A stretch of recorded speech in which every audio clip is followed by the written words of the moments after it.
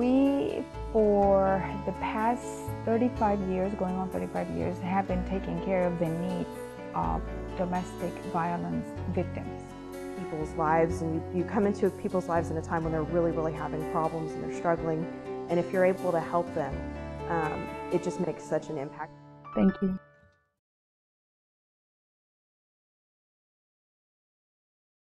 We have programs also to help both adults and children that could use the help of volunteers. In 2006, when I was pregnant with my 3-year-old, I had been in this relationship for about 5 years, and while I was pregnant, it began to get abusive, very abusive.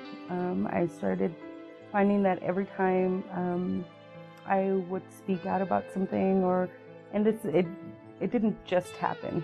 It led up to being abusive. It first started the name calling, things like that, slaps, pulls, and pulling of my hair, and then it got very violent.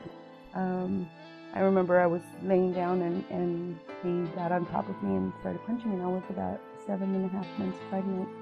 And I had these welts, these bruises on my belly, and I was like, I just can't do this. A police officer arrived and told me I didn't have to live like that. And I was like, okay.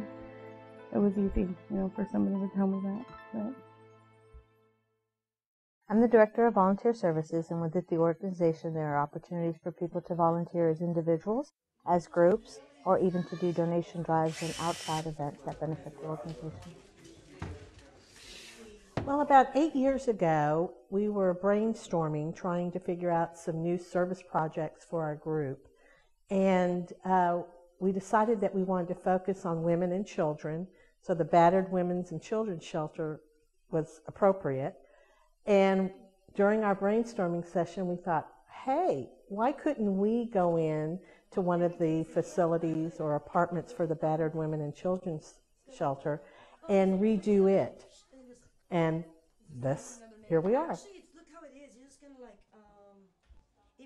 I walk out of there and it's 8:30 at night. I'm tired. I've been at work all day, and then I go and take care of kids. But you walk out of there knowing that you've helped somebody in a small way, and really that rush is more than you get from really anything else. Is just being able to contribute to your community in a way that really helps people.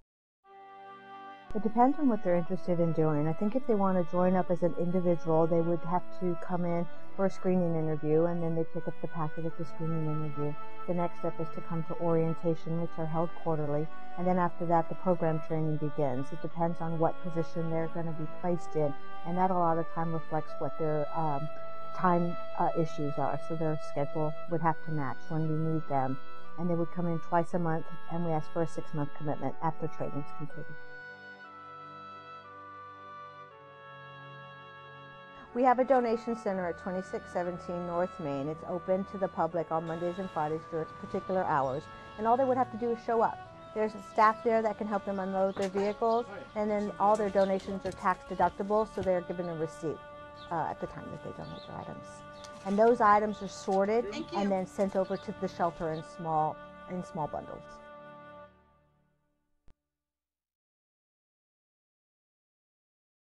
in terms of the community, why would someone want to volunteer with the agency? Maybe because they identify with the problem at a personal level.